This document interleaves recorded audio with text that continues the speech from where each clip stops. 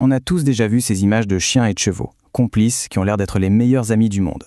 Mais derrière cette belle harmonie, l'histoire est en fait bien plus complexe. C'est une relation qui s'est construite sur des millénaires d'instincts complètement opposés. On pourrait donc se dire qu'ils sont faits pour s'entendre, non? Mais la vraie question un peu provocante, c'est et si, à l'origine, ils étaient en fait des ennemis naturels? C'est une idée assez surprenante, mais qui a des racines très très profondes. Pour bien comprendre, il faut revenir à la base, à leur instinct le plus primaire. D'un côté, on a le cheval. Pour lui, à l'état sauvage, un chien, ça ressemble à un loup. C'est un prédateur, point. Et de l'autre côté, on a le chien, dont l'instinct de chasseur peut tout à fait se réveiller et lui faire voir un cheval comme une proie potentielle. C'est vraiment leur opposition fondamentale. Heureusement, l'histoire a un peu changé la donne. Des siècles à vivre côte à côte, que ce soit à la ferme, à la chasse ou même à la guerre, ont appris à ces deux espèces à se tolérer et parfois, oui, à vraiment s'apprécier. Mais alors, qu'est-ce qui fait qu'un chien peut devenir un si bon compagnon pour un cheval? Alors, qu'est-ce qui fait un bon chien de cheval? Ce n'est pas du tout un hasard. C'est en fait un cocktail de traits bien précis qui sont absolument essentiels pour que la cohabitation se passe bien et, surtout, en toute sécurité.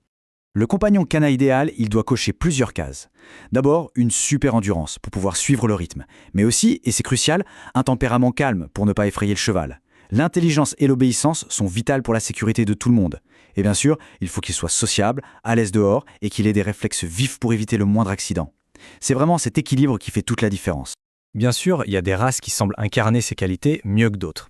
Plutôt que de faire une liste interminable, on va regarder quelques exemples qui sont vraiment parlants. Prenons le dalmatien. Il y a cette citation historique qui est juste fascinante. Ils étaient utilisés pour guider les chevaux tirant les camions de pompiers jusqu'au lieu de l'incendie.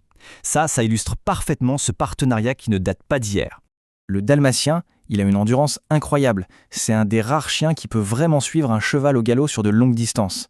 En plus, il tisse souvent des liens très très forts avec les chevaux.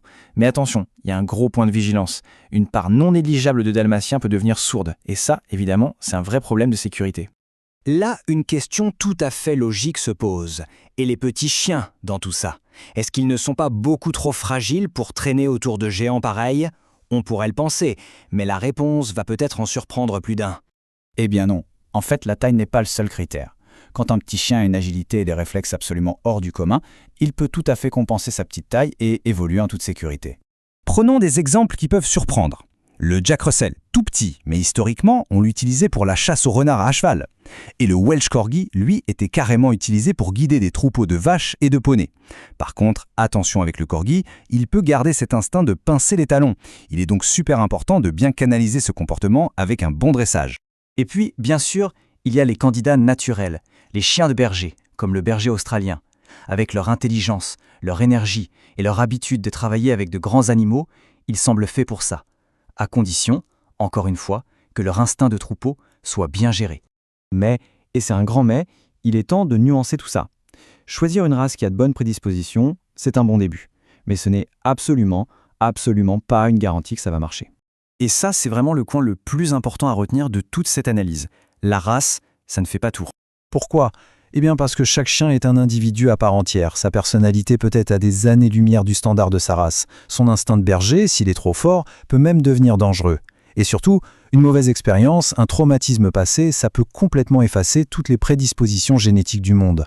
Bon, alors si la race n'est pas la solution miracle, quelles sont les vraies clés pour que la cohabitation se passe bien? En fait, tout repose sur 3 piliers essentiels.